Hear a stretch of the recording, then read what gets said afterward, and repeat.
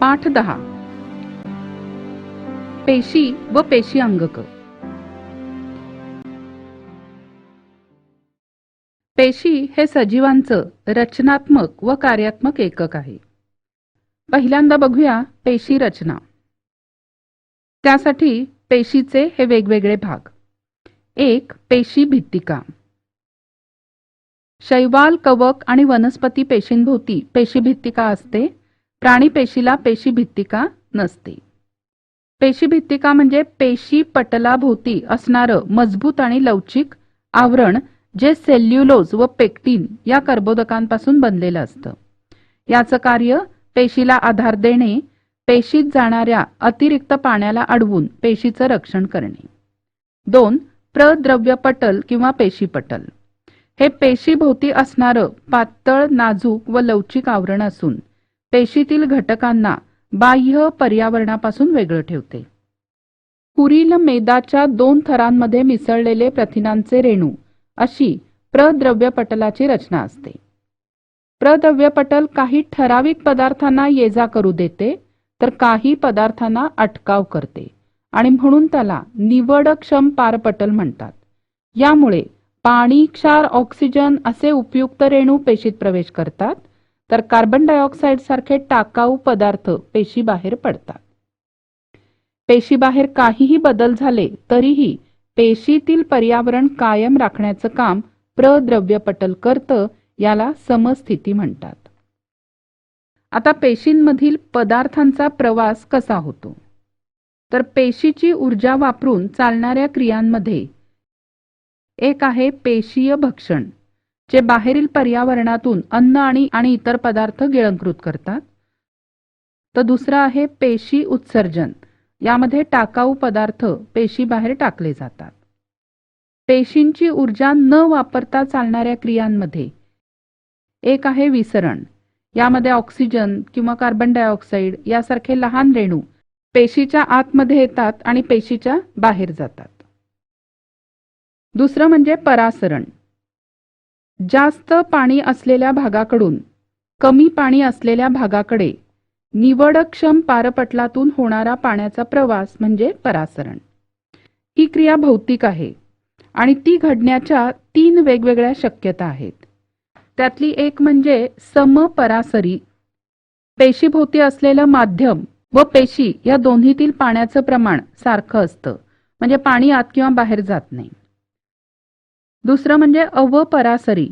यामध्ये पेशीतल्या पाण्याचं प्रमाण कमी आणि सभोवतालच्या माध्यमातील पाण्याचं प्रमाण जास्त, त्यामुळे पाणी पेशीत शिरतं. याला अंतःपरासरण म्हणतात.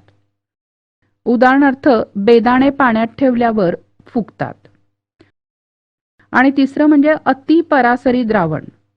यामध्ये पेशीतल्या पाण्याचं प्रमाण जास्त असतं आणि भोवतालच्या माध्यमातील पाण्याचं प्रमाण कमी असतं, त्यामुळे पाणी बाहेर पडतं. याला रससंकोच असं म्हणतात. उदाहरणार्थ फळांच्या फोडी साखरेच्या घट्ट पाकात टाकल्या की त्या आकसतात. यानंतर पेशी द्रव्य. प्रद्रव्य पटल आणि केंद्रक यातील तरल पदार्थ म्हणजे पेशी द्रव्य हा चिकट असून तो सतत हालचाल करत असतो आणि त्यात अनेक पेशी अंगक विखुरलेली असतात. पेशीत रासायनिक अभिक्रिया घडून येण्यासाठी पेशी द्रव्य हे माध्यम आहे. पेशी द्रवात अमिनो आम्ल, ग्लुकोज, जीवनसत्व साठवलेली असतात. मोठ्या केंद्रीय रिक्तिकेमुळे वनस्पती पेशीत पेशीद्रव्य कडेला सारलेलं असतं, तर प्राणी पेशीतील पेशीद्रव्य हे अधिक कणयुक्त आणि दाट असतं. यानंतर पेशी अंगक. विशिष्ट कार्य करणारे पेशीतील उपघटक म्हणजे पेशी अंगक म्हणजेच पेशीचे अवयव. या प्रत्येक अंगकाभोवती मेद प्रथिनयुक्त पटल असते. केंद्रक आणि हरितलवक यांच्याशिवाय इतर सगळी अंगक इलेक्ट्रॉन सूक्ष्मदर्शकाच्या मदतीनेच पाहता येतात. पहिल्यांदा बघूया केंद्रक. केंद्रकाभोवती दुहेरी आवरण आणि त्यावर केंद्रकी छिद्र असतात. केंद्रकाच्या आतबाहेर होणारं पदार्थांचं वहन या छिद्रातून होतं. केंद्रकामध्ये एक गोलाकार केंद्रकी असते आणि रंगसूत्राचं जाळं. रंगसूत्र ही पातळ दोऱ्यासारखी असून पेशी विभाजनाच्या वेळी त्यांचं रूपांतर गुणसूत्रात होतं. गुणसूत्रावरील कार्यात्मक घटक म्हणजेच जनुके. यानंतर कार्ये. पेशींच्या सर्व चयापचय क्रिया आणि पेशी विभाजन यावर नियंत्रण. जनुकाद्वारे अनुवंशिक गुणांचं संक्रमण पुढील पिढीकडे करणे. यानंतरचं अंगक आहे आंतरद्रव्य जालिका. पेशीच्या आतमध्ये विविध पदार्थांचं वहन करणारं अंगक म्हणजे आंतरद्रव्य जालिका.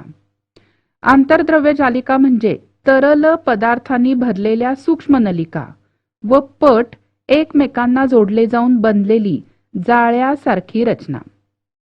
आतल्या बाजूनी ही आंतरद्रव्य जालिका केंद्रकाला तर बाहेरच्या बाजूनी प्रद्रव्य पटलाला जोडलेली असते. जर पृष्ठभागावर रायबोझोमचे कण असतील तर तिला खडबडीत आंतरद्रव्य जालिका म्हणतात. हिची कार्य म्हणजे पेशीला आधार देणारी चौकट, प्रथिनांचं वहन आणि अन्न, हवा, पाणी यामार्फत शरीरात आलेल्या विषारी पदार्थांना जलद्रावणीय करून शरीराबाहेर टाकणं. यानंतरचं अंगक म्हणजे गॉल्गी काय किंवा गॉल्गी संकुल. एकमेकांना समांतर असलेल्या 5 ते 8 चपट्या पोकळ कोशांपासून गॉल्गी संकुल बनतं. या कोशांना कुंड म्हणतात. या कुंडांमध्ये वेगवेगळी विकरं असतात. आंतरद्रव्य जालिकेमधून आलेली प्रथिनं गोलीय पिटिकांमध्ये बंदिस्त होतात.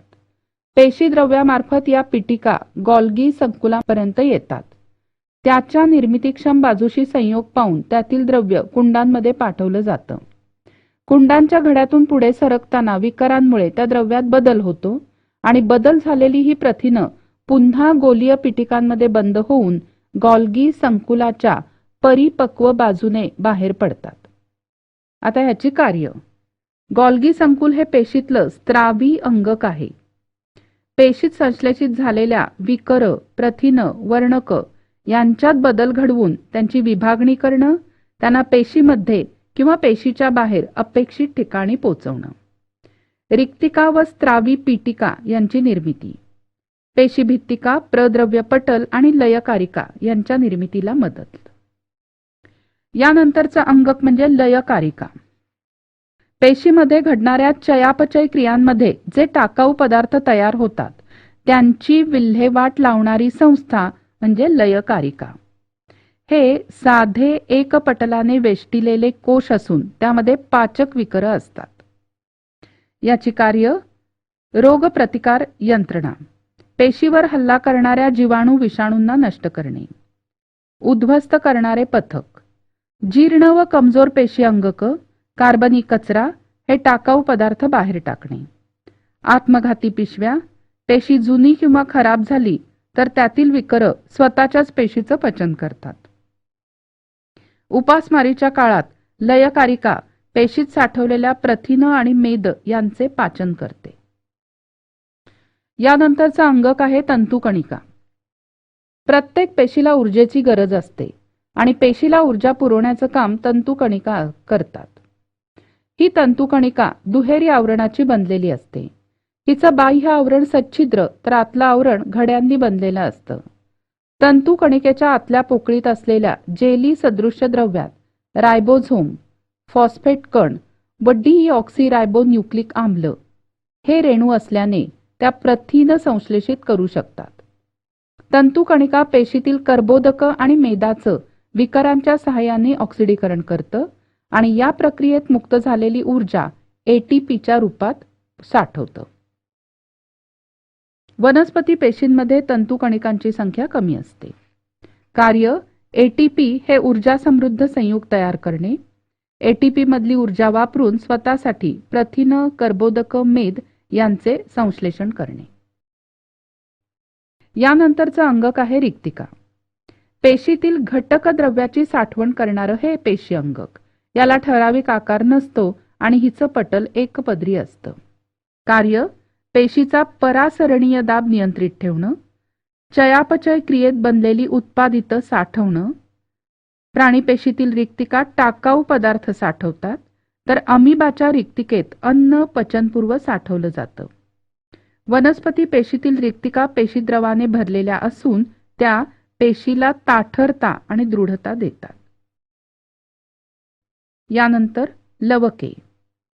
वनस्पतीच्या पानांना हिरवा रंग तर फुलांना लाल, पिवळा, निळा असे रंग देणारं एक अंगक फक्त वनस्पती पेशीत आढळतं, ते म्हणजे लवक. लवके ही द्विपटलयुक्त असून 2 प्रकारांची असतात. अवर्णलवके ही पांढरी किंवा रंगहीन असतात आणि वर्णलवके ही रंगीत असतात. हरित लवके ही वर्णलवके असून इतर प्रकारच्या वर्णलवकात रूपांतरित होऊ शकतात. उदाहरणार्थ, हिरवे कच्चे टोमॅटो पिकल्यावर हरितद्रव्य नष्ट पावते, तर लायकोपीन तयार झाल्याने लाल रंग येतो. पहिल्यांदा हरित लवक. वनस्पतींच्या पानामध्ये होणाऱ्या प्रकाश संश्लेषण प्रक्रियेसाठी हरित लवकं फार महत्वाची आहेत. ती सौर ऊर्जेचं रासायनिक ऊर्जेत रूपांतर करतात. हरित लवकाच्या पीठिकेमध्ये प्रकाश संश्लेषणासाठी आवश्यक विकर, DNA, रायबोझोम आणि पिष्टमय पदार्थ असतात. लवकांची कार्य: 1. सौर ऊर्जा शोषून तिचं रासायनिक ऊर्जेत म्हणजे अन्नात रूपांतर करणं. वर्णलवकांमुळे फुले आणि फळे यांना रंग देणं. आणि अवर्णलवके ही पिष्टमय पदार्थ, मेद व प्रथिनांचं संश्लेषण व साठवण करतात. पेशींच्या रचनेचा अभ्यास केल्यावर तुमच्या असं लक्षात आलं असेल की वनस्पती पेशी आणि प्राणी पेशी यामध्ये आढळणाऱ्या अंगकांमुळे पेशीतली कार्य सुरळीतपणे चालू असतात. अशा विकसित पेशींना दृश्य केंद्रकी पेशी म्हणतात. तर अशा प्रकारे विकसित नसणाऱ्या जीवाणूंच्या पेशींना आदी केंद्रकी पेशी म्हणतात. दृश्य केंद्रकी पेशींचा आकार 5 ते 100 मायक्रोमीटर तर आदी केंद्रकी 1 ते 10 मायक्रोमीटर. दृश्य केंद्रकीमध्ये गुणसूत्र संख्या एकाहून जास्त तर आदी केंद्रकी एकच असते. दृश्य केंद्रकी केंद्रक हे केंद्रक पटल, केंद्रकी व केंद्रक द्रव्य असलेलं आणि सुस्पष्ट असतं. तर आदी केंद्रकीमध्ये केंद्रक सदृश्य केंद्रकाभ असतो. दृश्य केंद्रकीमध्ये तंतुकणिका लवक असतात तर आदी केंद्रकीमध्ये आवरणयुक्त अंगक नसतात. दृश्य केंद्रकी ह्या उच्च विकसित एकपेशीय व बहुपेशीय वनस्पती व प्राण्यात दिसतात तर आदी केंद्रकी जीवाणूमध्ये दिसतात.